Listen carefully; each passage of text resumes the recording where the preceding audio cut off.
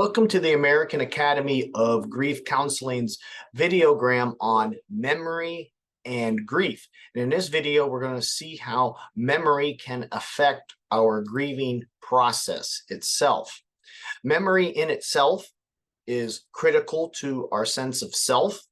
Memory connects our past to our very present so that we remain one organism in itself in continuity.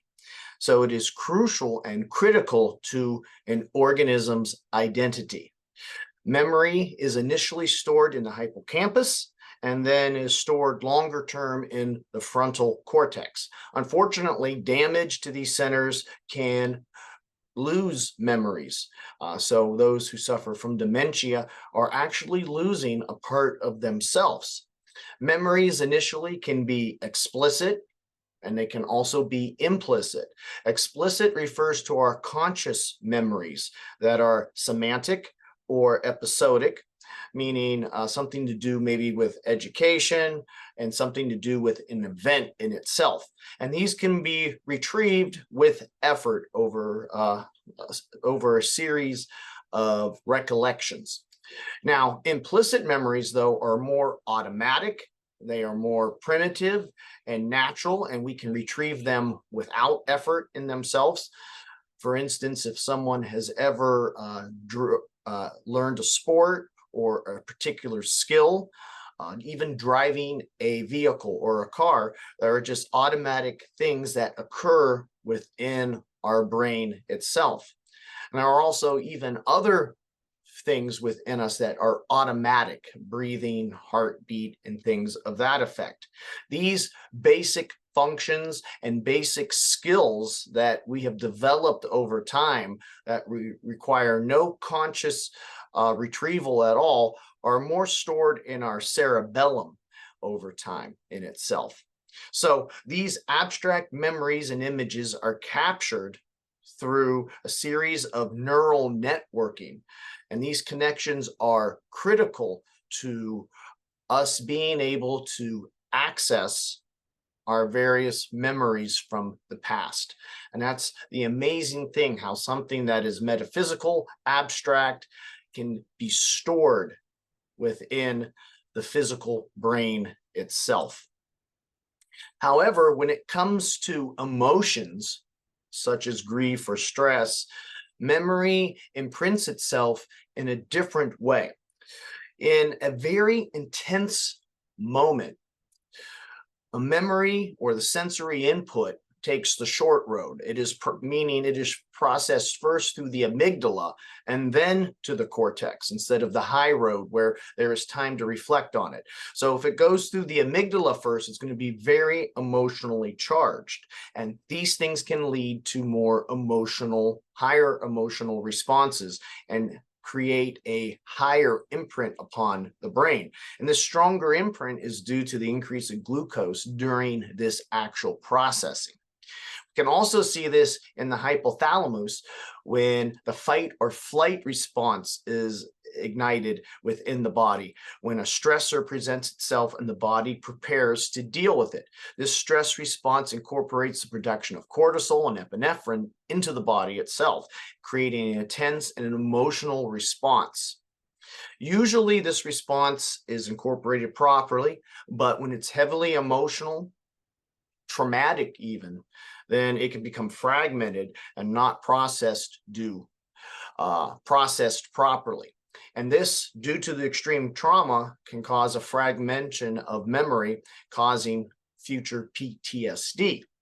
So the more intense the imprint, the more powerful and long-lasting the memory, even if it's processed properly, not in such a case of PTSD where it's fragmented. So whenever one is sad and they experience maybe the loss of a loved one or something bad occurs, the memory is going to be very vivid. So when it comes to memory and grief, sad memories are stronger. And this is important because sad memories have meaning, and the body knows this. The brain knows that these memories are crucial to our identity, and we need that past event to be who we are today. So understanding the loss of someone, a person that we love, is important. So the memories are always going to be intense. And because of this intensity, they're going to be more painful. And because they're more painful, they take longer to process and to adjust in itself. But this prevents one from never forgetting. Hence, during the grieving process, new neural pathways are created. And these new neural pathways are incorporating the loss and trying to understand it. In many ways, meaning reconstruction actually is automatically taking place within the brain as new neural pathways are created itself.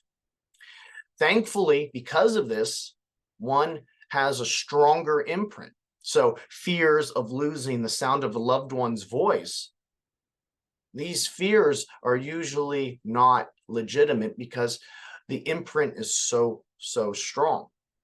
However, we can still strengthen our memories of our lost loved ones. We can strengthen it through journaling during the pain that one is experiencing. Memorializing can also keep memories strong. So if one has a journal, they can go back and they can read and they can strengthen those thoughts and memories of the past so that the loved one never fades. Also, sleeping and dreaming are crucial in keeping neural networking strong. And that's why there are so many dreams that we have of a loved one or someone who is not in our life.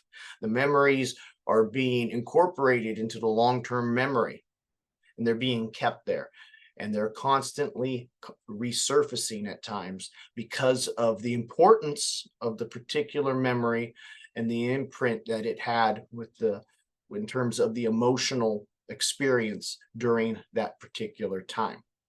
So while it is painful, it is also a pain that I think many of us are very willing to accept so that we never lose a loved one, that their imprint of their memory is so strong in us that it will never fade away.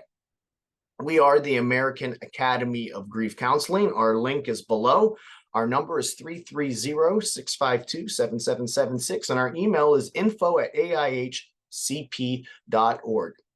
I'd like to thank you for listening and have a good day.